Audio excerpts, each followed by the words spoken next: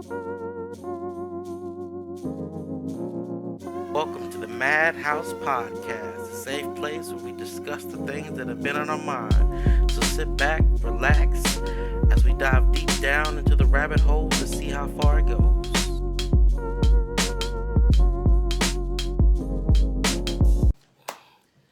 Hey, what's going on, everybody? Welcome back to the MadHouse podcast. We here? We are here. We back again for another episode.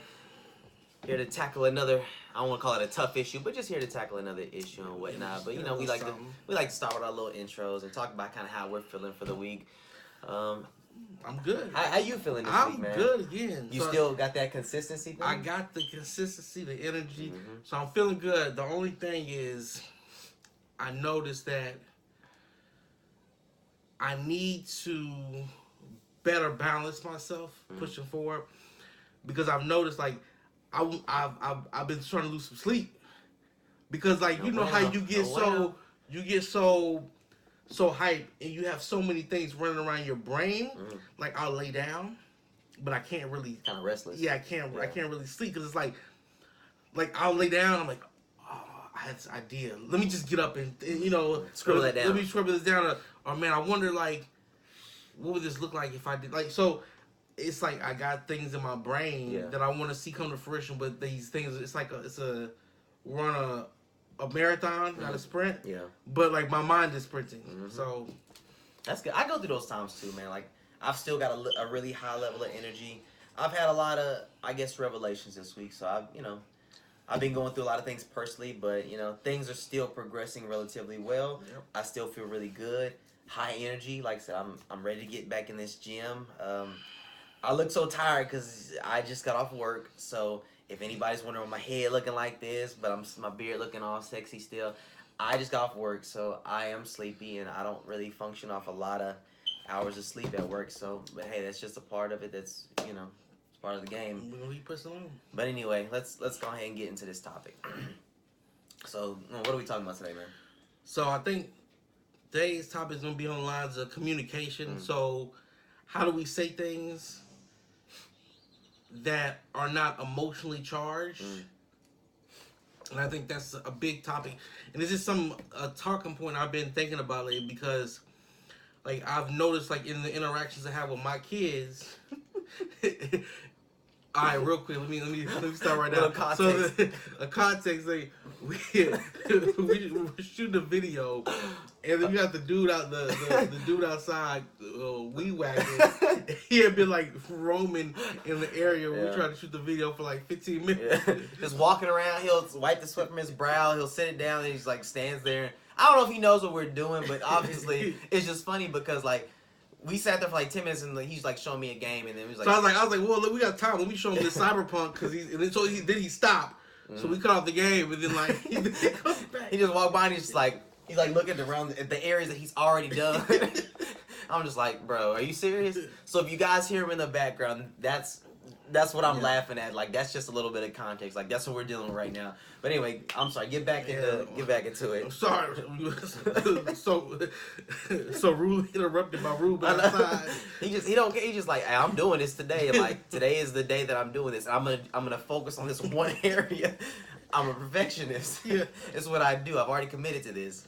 But anyway, continue. So yeah, and I've been thinking about like my interactions with the kids. So I noticed that my daughter will be like saying something like short, like she'll be more short tempered with her brother, and I'm like, man, why is she acting like that? I was like, quit treating your brother like this. You gotta this and that. And I realized like they'll do something, and then I'll get short tempered with them, and I'm like, you know what? They're projecting. Yeah, they're kids. They're projecting. So it's like I have to think about the way I say things, the way I communicate. They're just picking it up, and they're putting it back into the world. So I said, if I give that energy, that's the energy that they're gonna come and face the world with. So I have to think about like, all right, I need to stop being so emotionally charged when I say things, and be more direct, and be more focused in my thoughts, and say, this is what I want to do. This is like what is the problem? What's the situation, and what outcome do I want out of this? Like, are they not listening? Do they not do something like is yelling at them gonna give me produce the outcome that I want? Yeah. And I need to like, okay, it's gonna make me feel good right now because I'm mad, but it's not gonna produce the outcome that I want. It's not an effective means of persuasion because like a lot of times I think you get caught up in the military aspect of it where it's like you just get so like you're so numb to it. When someone yells, like okay, I'm just kind of numb to that. Like it was just like normal. Yeah. Like if you yell at me, I'm not gonna be like, oh, I'm not gonna regress back. It's like that's another Monday. Yeah. Like it doesn't bother me. But kids not knowing that, Yeah. they're gonna take their energy and put it out there in the world. So we have to be more careful and more choosy about how we word things. Yeah. So like, I'm right there with you, man. Like, and I find myself doing this a lot of times too, especially with Jaco. But we have to learn how to be more patient. And I'm still working on this right now because obviously he talks a lot more now. So he talks a lot more. But sometimes I don't understand what he's trying to say to me. But he just wants to talk to me. Like, he just enjoys it now. He just loves calling my name. He's like, Dad, Daddy, Dad, look, hey Dad. Remember, because he fell on his scooter, almost a month ago now. Yeah. But anytime he talks to me, he's like, Dad, I fell down on my scooter and I hurt my mouth. I was like, yeah, you did, Jaco. It's a traumatic event for him, so it resonates, really heavy. But he just keeps telling me, and I'm like, I was there. I was there. So, but he just wants to keep telling me, and like, I found myself doing that in the car the other day.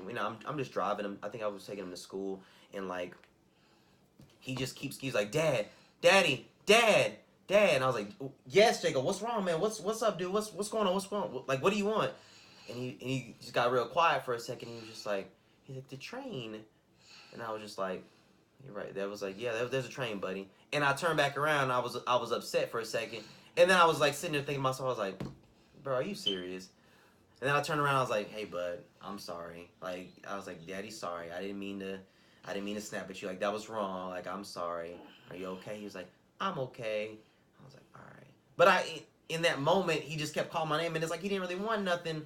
He just wanted to tell me it was a train, but I gotta remember that, like, he gets excited about things, and he wants to share things with me, and I have to give him that energy back, and I can't just shut it down, because the moment I start shutting it down, that's the moment that he's like, he doesn't, yeah, he's shutting off. Now he doesn't want to open up to me no more, so I have to, remember that everything to him is a big deal, and I have to reciprocate that and give him that energy back. So, I mean, I agree with you, man. Like, there's sometimes when we got to walk those statements back because we understood that emotional response that we initially gave wasn't the correct one. And yeah, maybe it gave us that instant gratification, like, yes, what's up, man?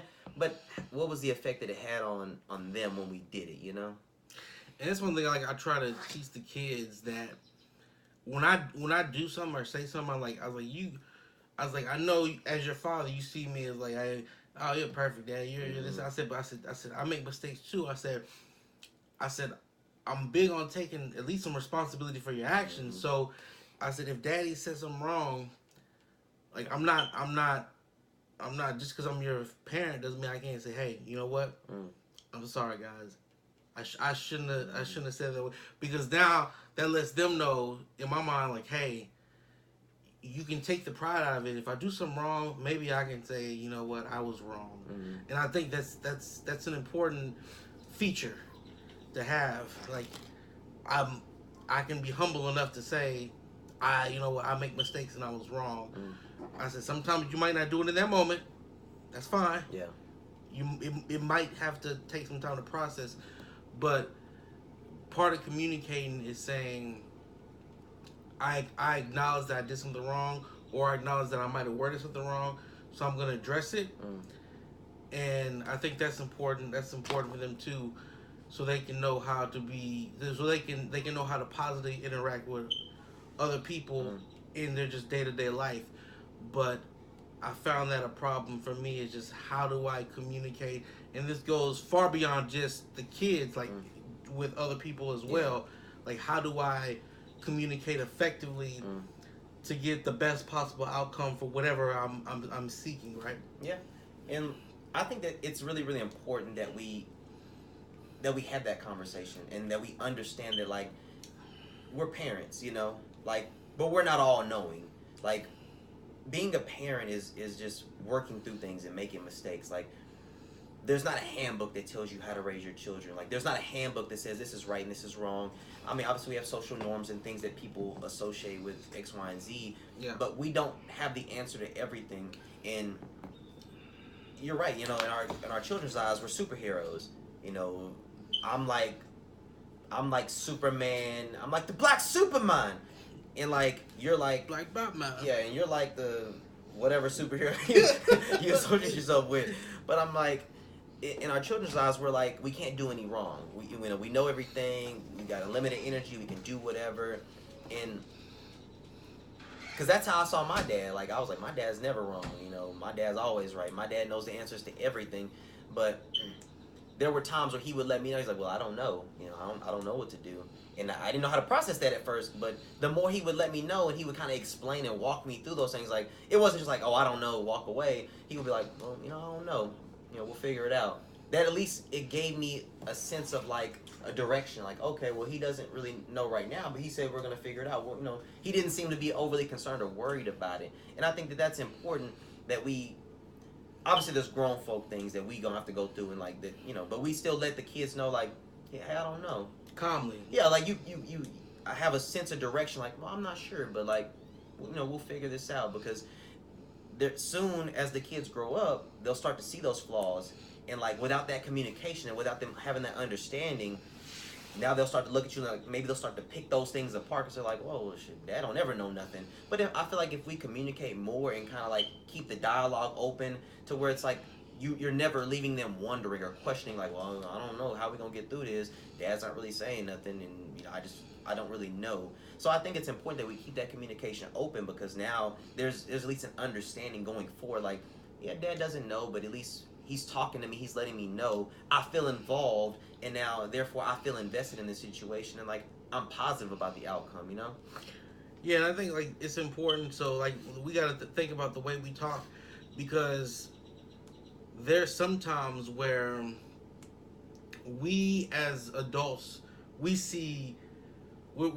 on the big brain. We see the big picture. Yeah. We know what the outcome we want is, and there might be times that like the kids don't understand something and see something, and they question you, and you get upset, and you respond in a bad way, like, Dad, this and this, and you get mad because like, I don't even need you to question me right now because you're a child, and I know what the outcome is. We're doing this because of this.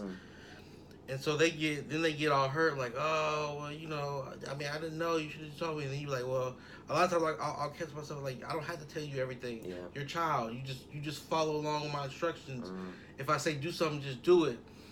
And I'll get upset. And like I said, I have to think about the way I'm approaching things. Like, how do I communicate things? Because I said, it's more like, I think about it more like a military term, like, how much information do you need to know to do your job? Like, obviously, the CO isn't gonna tell the Lance Corporal or PFC like the instructions he got from the battalion commander. Yeah. He's gonna tell them what their specific focus is. Yeah. The CO says, I know what the grand scheme of this picture is like. Then he's gonna tell the staff, the gunnery sergeant, hey, this is what I need. This is your section of it. And then he's going to tell the staff sergeant. Passed down. And everyone's going to get the information that's necessary for their section of the pie. They don't need to know everything. So that's how I consolidate my information. So like, but I have to realize that as kids, sometimes they just want that warm and fuzzy, and they don't know. So approach them in a calmer way so that they can understand.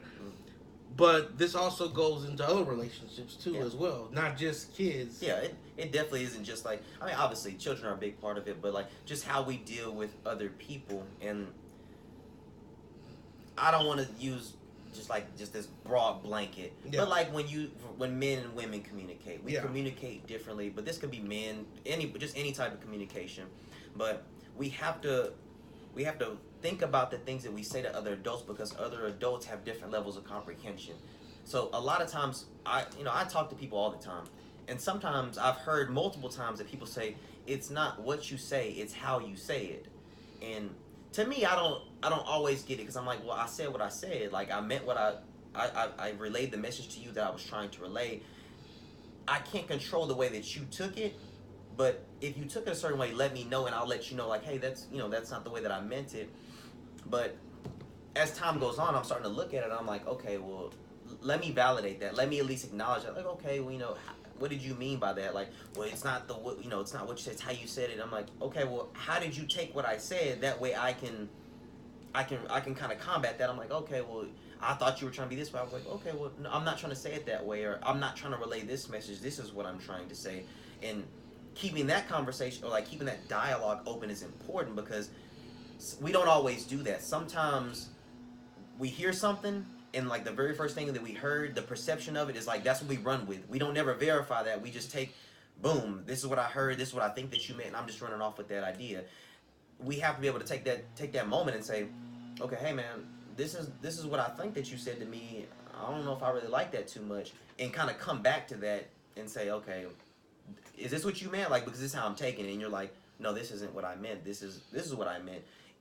And now we've effectively opened up dialogue to where you're not walking away thinking that I'm trying to disrespect you, and I'm not thinking that this conversation went well, and you're not. We're kind of on the same page with it. Yeah, so I think it's important, especially like from my aspect, when I look at communication, I'm thinking along the lines like, so with my kids, I want them to have positive relationships going forward into their future.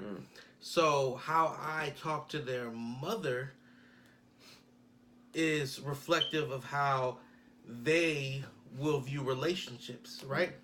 So if I disrespect their mother, my son would think, hey, it's fine for men to disrespect women, and my daughter might think it's fine for men to disrespect her, because that's what they saw. That's the communication they saw. So when I'm thinking about communication, I also have to think about it from that aspect. So when I talk to my children's mother, it's like, we might not have be on the best terms as far as a relationship wise, but I will still try to give her that respect as the mother of my children, because that's what she deserves, right? So I'm going to give her that respect, even if it's not always returned. I have to make sure that, hey, I'm going to communicate in a way that is going to be, like I said, we think about outcomes. What is the outcome of this conversation? The outcome is, I want to build a healthy relationship so that my kids have the model of a healthy relationship, so they can make better choices when they get older. So I'm thinking farther into the future. So when I'm met with aggression, I have to kind of I find myself doing that more so in conversations with her, because it's like, I have to think, like, man, there's sometimes, and obviously it's not all the time, sometimes, like, I'll let myself get taken over by that emotion, but I try to take myself out of it as emotionally as possible and say, what are we trying to accomplish? Like, what am I trying to get done? If I can't get through, and it's just, I'm talking to a wall, I'm gonna just, maybe I need to back off, and maybe I need to, like, step out of this, and we have to address this later, because it would be pretty much pointless to keep talking and get more upset and then say things that I don't want to say. So I have to be mindful of the way I communicate with her, and obviously family members and stuff. But I usually equate it to, like, I don't really notice it until I'm talking to, like, my kids or my ex-wife. That's when I notice, when I'm really thinking about how I speak, because it's important. It really, and I totally agree with you. When you're communicating with the birth giver of your child, sometimes the communication it's a little shoddy, things get lost in translation. And I can't say why. I mean, people got different reasons, but sometimes you just got they just button heads for what, like, I'm here, you're here, an unstoppable force meets an immovable object. It goes like that sometimes. Yeah. So, I mean, I definitely understand, but it's important to try to keep that rapport. And as a father and, as a mother, your parents. So in my situation, like I'm always trying to keep a certain level of rapport between us. Yeah. Like I want to keep things cordial because remember, we're gonna be each other's lives until my son at least turns 18. Then you do whatever you want to do. Yeah. Like, but in all reality, we're gonna be in each other's lives forever because like that 18 is like that's just like the waypoint. I'm like, okay, when you 18, you got college, I'm done with you. And grandkids, so yeah, we'll always have something to do with the other person, and like I want to keep a level of respect between us, and I think it's important because I think I just I'll share this with you. I reached out maybe like a week or two ago, and I was talking to my son's mom, and I was like, hey, I think it's because she said something, and it wasn't what she said; it's how she said it. Yeah. Because she has this tendency to be like, "Well, I don't have to do nothing," and maybe she's not saying it exactly like that. But even when I read it through via text message, it's like, "Well, I don't have to." That's the way that I'm hearing it, and I'm reading it. I'm like, and I had to reach out, and I was like, "Hey, listen, when you use that phrase, this is the way that I interpret it, and I don't think it's conducive to our conversation because." Remember, on both sides, there are things that neither one of us have to do. But I do these things not because I want to, because most of the time I don't want to. Remember, like, these are things that I don't necessarily want to do. I only do them for the simple fact of, like, I don't do them for me, I do them for him. So, if you're like, hey, can I come do this with him? I'm like, I don't necessarily want that. But at the same time, I'm like, well, this isn't about me. This is about my son. So yes, you can come do this or whatever because I'm trying to keep that rapport between us and I'm trying to keep this level of respect. And sometimes being the bigger person is difficult and sometimes it's hard. Yeah, because it makes me think back to Adam Sandler. The thing, yes, Adam Sandler was anger management. Where I think it was on the plane and she was like, "Sir, can you calm down?" He's like, "I'm calm, sir." Please don't. You're like I'm not. So it's like it's one of those things where it's like we think like I'm calm, but other people are like, "Sir, you are really freaking me out." Like, what are you talking? And that makes me even more sick because I'm like, what are you talking about? I'm calm, and now you're starting to kind of body language is rising up. You're making yourself bigger. You're like, I'm not mad, and then it's like now you're yelling. Now you're yelling. Yeah. So it's like one of the things was like you're saying things and I'm calm right now. Sir, please come down. So it's like, but the other person's taking it like they're just they're freaking out. Like, what are you freaking out for? You're seeing things from two different perspectives. Yeah. So I think that's the way we need to look at it. Like, what is the perspective of the other person? Kind of stepping on ourselves when we think about like solutions to fixing this. And I think you don't have to always like sympathize and empathize with everybody, whatever the situation is, but I think that at least try to put yourself in someone else's shoes every now and then and say, I wonder how they are viewing this conversation. Like, what are they thinking about? And then kind of just if it's even for a little bit, to step back, because I think that allows you that time to step back and think in your mind and process what you're saying. How are they taking this? What is their tone? Like, how are they receiving this?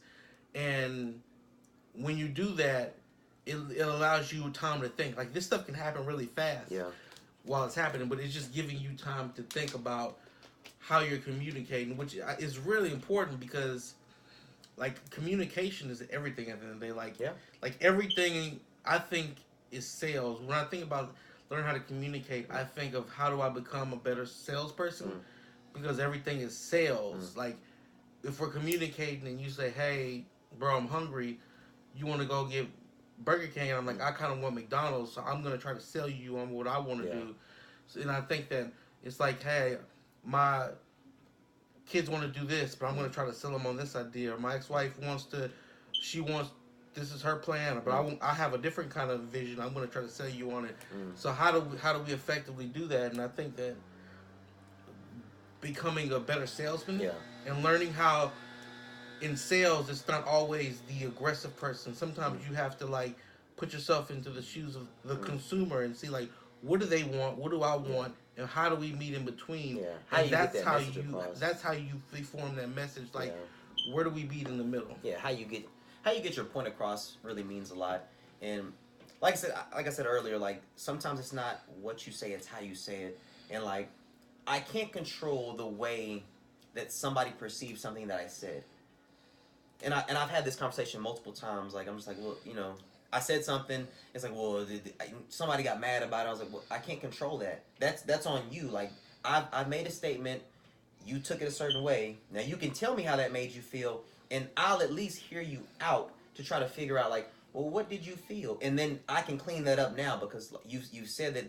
However I said it, you took problem with that. Now it's like, okay, well, hey, I didn't mean it that way. This is the way that I meant it. But I can't control the way that you took it. So I'm doing my part by at least acknowledging what you're saying. I'm trying to empathize with you and saying, hey, you know what? I didn't mean it that way. I actually meant it this way. So now we can kind of clean this whole thing up. And what you do going forward from there is that's also on you because I'm still doing my part.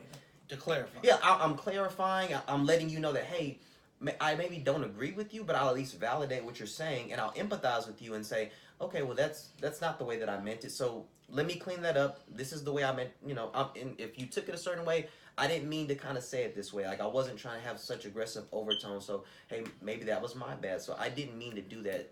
And I think that we have to do that. We have to be able to empathize and step back and look at it. Like maybe you don't agree, but you have to think about what you said and how that made that person feel, because at the end of the day, it's not up to you to decide if it's right or wrong. Like if you said something that made me feel some kind of way, like I'm gonna come to you with it, and it's your responsibility to then be like, hey, I didn't mean that. So let me make a conscious effort next time to maybe like avoid using those words, because maybe some of those are your trigger words. Like I use this word, but in the past when you've heard this word, you've had a negative connotation with it. So it's like you don't like that word, and I can at least do my part to be conscious of that and say, you know what, to make sure that we can move forward. I hate this word, amicably. Amicably. Y'all know the word I'm trying to say. To move this conversation forward and to make that sale that you're talking about, I have to know how to speak to you, and I have to have that level of respect to you to give you what you're wanting. Because remember, at the end of the day, I still want to build that rapport. Like I want to have I want to have good dialogue with you. I want to have a good line of conversation, and that's hard to do if you're so stuck into like, well, I'm just gonna say what I'm gonna say, and I'm gonna be me. Nah, dude. Like when people use it, it's just a lazy excuse. Like I'm just being myself. I'm just okay. But you're making a choice. If I've said that something bothers me and you continue to do it, you're making a choice. That's not just you being you. I mean, that's you being you, but that's also you being ignorant and saying, I'm not going to change. I don't care. Like, how can we have a good line of conversation if I'm saying something bothers me and you're just negating that? You're like, no, well, I don't care. Whatever, deal with it. Like, I need to know that in this conversation, there's give and take. Hey, I don't like when you say that, bro. That's on me, bro. I got you. Keep an open mind, how we say it. Yeah, like I always try to keep it open, man. Like, don't be so dead set and like, this is just who I am, because to me that's always just been like a lazy excuse as to like kind of like flip off. Like, it's just who I am. I'm brash. I'm gonna use cuss words. I'm like, okay, but I told you I don't like that. Like when you use those words, I don't feel like it moves the conversation forward. So when we have conversations, like you are your own person, but always remember who you're talking to, how you can make the communication better, and take those steps to do so. Yeah, and in closing, like I said, I think that this is something we can work on. And one point I'll do it here, like how you said, don't be the person who's like, this is who I am, and you better like it. Because I always felt like saying this is who I am, just deal with it, is saying that there's no more room for improvement. Yeah. Which I think is a false statement. There's always room for improvement, and trying to improve the dialogue you have with other people, the conversation you have. I think that's always a positive, because it's just gonna have a higher net benefit for like the relationships. Like I'm gonna have better relationships. I'm gonna communicate more clearly, but never be in a state of mind where you think that I am the way I am. You just going to accept me. Like no, we can always strive to improve. Yeah. Like there's no perfection, because it's striving for. Because you don't always keep that, but you don't keep that same energy all the time. Yeah. Because when you go to work, you talk a certain way. And when you with your friends, you talk this way. It ain't like you go to work and be like, I'm gonna keep talking to it, because you lose your job. Yeah. You get fired just real quick because people ain't trying to hear.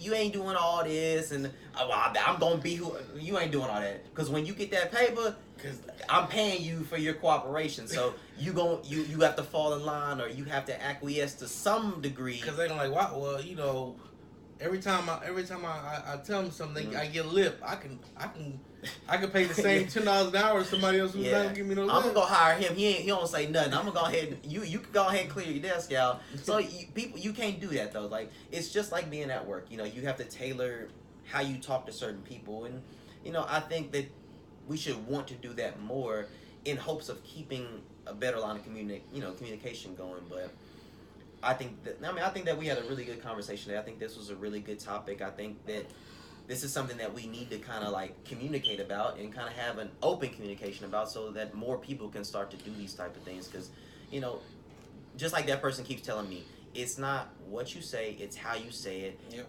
Body language, tones, everything. You know, we just have to do a little bit better at opening those lines of communication and doing it more effectively.